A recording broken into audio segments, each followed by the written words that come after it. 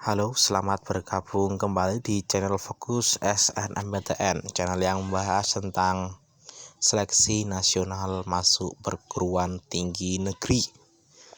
Kali ini saya akan membahas salah satu hal yang cukup penting, khususnya pada cara pengurutan pilihan jurusan di SNMPTN.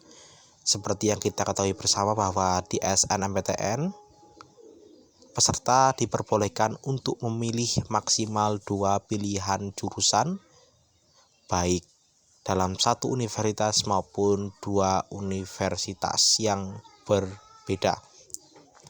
Untuk mempermudah dan memberikan gambaran mengenai bagaimana pengurutan tersebut, saya akan menjelaskannya dalam beberapa poin-poin berikut ini. Untuk kondisi yang pertama yaitu untuk pemilihan 2 jurusan dalam satu universitas. Di sini kurang lebih ada 3 indikator yang dapat dijadikan landasan untuk pengurutan mana yang harus dijadikan pilihan pertama yang kedua, yaitu yang pertama adalah akreditasi jurusan. Seperti yang diketahui bersama bahwa akreditasi jurusan menentukan bagaimana kualitas jurusan tersebut. Yang kedua adalah keketatan.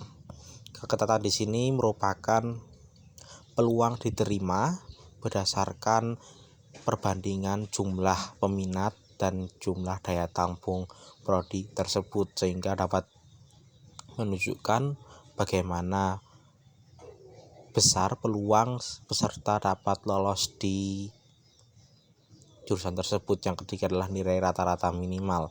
Nilai rata-rata minimal biasanya diperoleh baik dari testimoni yang sudah pernah lolos jurusan tersebut maupun perhitungan matematis yang tentunya berdasarkan kualitas peserta yang lolos di jurusan tersebut, sehingga dapat dijadikan pertimbangan pengurutan 2 jurusan dalam satu universitas. Sehingga jika universitas satu jurusan memiliki nilai lebih dalam akreditasi jurusan maupun keketatan, bisa dipilih jadi pilihan jurusan yang pertama jika dalam kondisi 2 jurusan dalam satu universitas.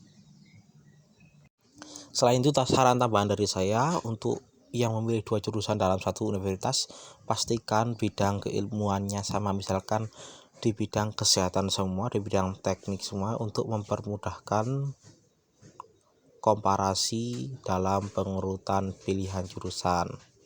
Misalnya kedokteran dengan keperawatan, teknik mesin, teknik sipil, dan sebagainya, untuk mempermudah pengurutan. Kemudian untuk kondisi yang kedua yaitu pengurutan 2 jurusan yang sama namun beda universitas. Di sini saya akan menunjukkan ada 5 indikator yang dapat dijadikan perbandingan. Yang pertama adalah akreditasi jurusan, kedua akreditasi universitas, keketatan, nilai rata-rata minimal, dan klaster perguruan tinggi. Di sini saya misalkan kedokteran Universitas Indonesia dibandingkan dengan kedokteran Universitas Gadjah Mada. Ini misal, saya tidak tahu realnya berapa dan bagaimana. Akreditasi jurusan di UI kedokteran A, di akreditasi jurusan di UGM kedokteran B. Maka pada akreditasi jurusan lebih unggul Universitas Indonesia, dan seterusnya, dan minimal ada 3 dari 5 indikator untuk dijadikan pilihan pertama. Misalnya unggul dalam akreditasi jurusan, akreditasi universitas, maupun keketatan. Untuk satu jurusan dapat dijadikan pilihan yang pertama. Kemudian untuk 2 jurusan yang berbeda dalam 2 universitas yang berbeda pula, maka di sini saya akan menunjukkan ada 4 indikator perbandingan. Yang pertama adalah akreditasi universitas masing-masing. Yang kedua adalah klaster perguruan tinggi dalam dua universitas asal jurusan tersebut. Yang kedua adalah kegetatan masing-masing jurusan. Yang kelima adalah nilai rata-rata minimal.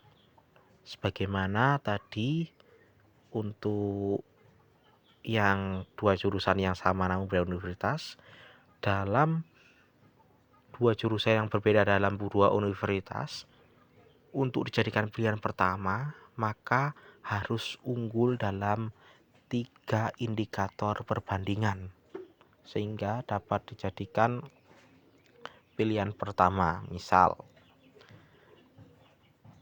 teknik sipil UI dibandingkan dengan teknik industri Unsud. Untuk akreditasi universitas sama, namun klaster perguruan tingginya lebih tinggi UI dan keketatannya lebih tinggi UI, tentunya rata-rata minimal tinggi UI. Sehingga teknik sipil UI dapat dijadikan pilihan pertama karena unggul dalam 3 indikator komparatif atau perbandingan, dan teknik industri Unsud dapat dijadikan pilihan kedua. Namun saya tidak menyarankan untuk memilih dua jurusan yang berbeda dalam dua universitas yang berbeda karena terlalu berisiko. Dan cukup sekian yang dapat saya sampaikan, semoga dapat mudah dipahami dan dapat diaplikasikan dalam pemilihan maupun pengurutan jurusan nantinya. Terima kasih.